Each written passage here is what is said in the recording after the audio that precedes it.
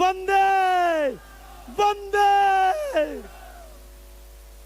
बहुत बहुत धन्यवाद श्री विष्णु ओझा जी। माननीय महोदय, भोजपुरी लोक संगीत के सबसे बड़े ध्वजवाहक, इस माटी के लाल और बक्सर की मिजाज को अपने अंतः मन से उतारने वाले और उसे समाहित करने वाले और इस मिट्टी का कर्ज चुकाने वाले, पूरे देश और दुनिया में जिन्होंने बड़ा नाम किया, जैसे सुहागिन हाथे शोभेला चूड़ी, हिंदी के वो सही सिंगार भोजपुरी, असली भाषा है यूपी बिहार के, जे हिलौले बाटे खुली संसार के, लोक संस्कृति के मिजाज की महक का नाम है श्री विष्णु ओझा। मैं चाहता हूं कि टाइम कम है, लेकिन माननीय महोदय 2.5 से 3 मिनट आपके लिए है। आपको एक विशाल मंच है, हम गवाएंगे भरपूर, लेकिन आज क्षमा कीजिएगा, केवल एक गीत के लिए श्री विष्णु ओझा जी।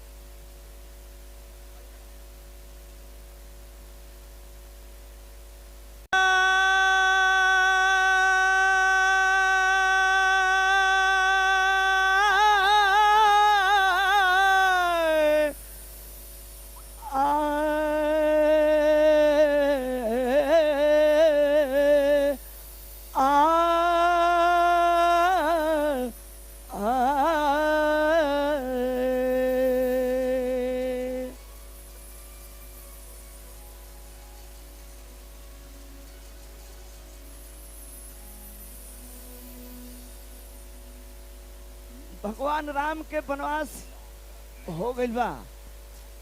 आज जब वहां के जातनी तो बीच में वो नदी बा, नदी पार करे के बा। तो मलाह से कहनी हा कि नाई ले आओ, तो केवट जी कहत रहे केवट ले निखन आओ। तुलसीदास जी लिखले बानी, मांगी नाव न केवट आना, कहीं तुम्हारी मरम में जाना।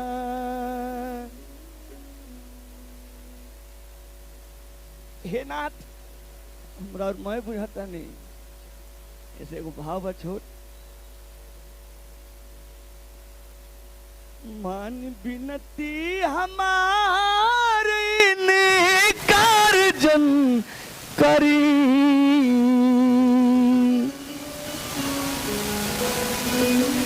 मान बिनती हमारी ने कार्जन करी। रउआ पौआ धोआले झौझार जन करी, रउआ पौआ धोआले झौझार जन करी।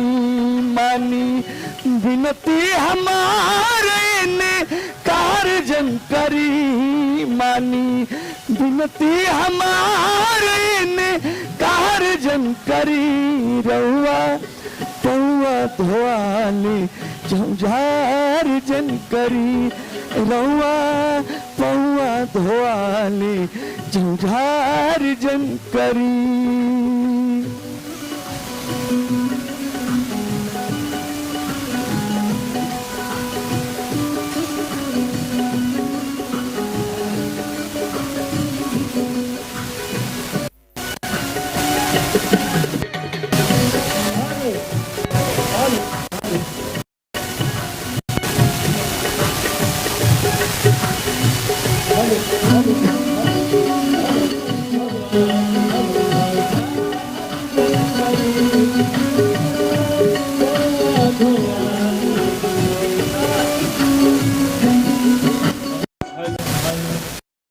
हे नाथ, हम सुनले बानी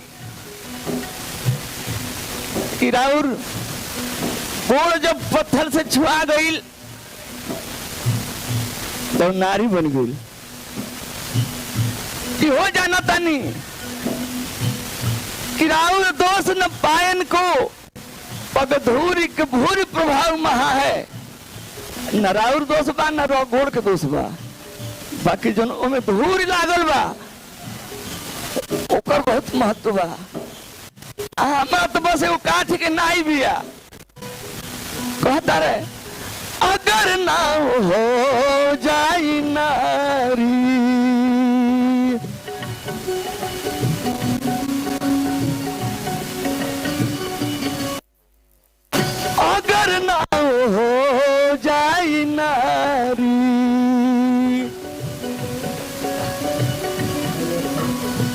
हो जनाना घरे दी गारी।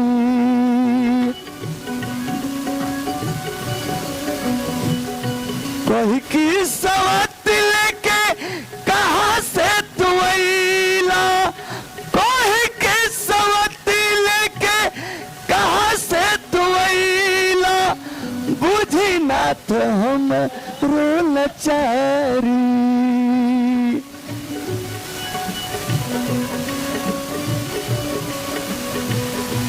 हे नाथ हमारा कठवा कन्हैया के नारिजन करी, हमारा कठवा कन्हैया के नारिजन करी। रउआ पौआ धोआले झौझारी जन करी, रउआ पौआ धोआले झौझारी जन करी। मानी विनती हमारे ने कारजन करी, मानी विनती हमारे ने कारजन करी। रउआ पौआ धोआले झौझारी जन करी, रउआ पौआ धोआले झौझारी जन करी, रउआ पौआ धोआले झौझारी जन करी, रउआ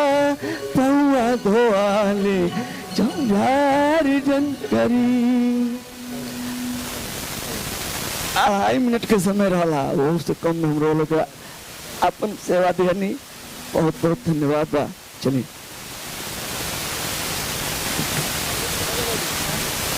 हेलो हेलो हेलो हेलो भैया, ये तरी आपका समय के निर्धारण करके मान लीजिए मंच पर भोजपुरी में हम केहू का औकात नहीं है कि आपका समय के निर्धारण कर सकेला।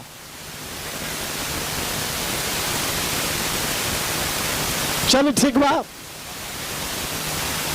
देखिए भोजपुरी के मर्यादा एक के कहल जाला। कलाकार कतनो बड़ होके, लेकिन रविरंजन भाई कला है कि 3.5 मिनट के समय बाद कलाकार 2.5 मिनट में गा के अपन माइक रख दिला सा। एकरा के सम्मान, एकरा के प्रतिष्ठा, एकरा के मंच के समय एगो पूरे सदन से कलाकार खातिर ताली बाजे के चाहिए, विष्णु ओझा खातिर।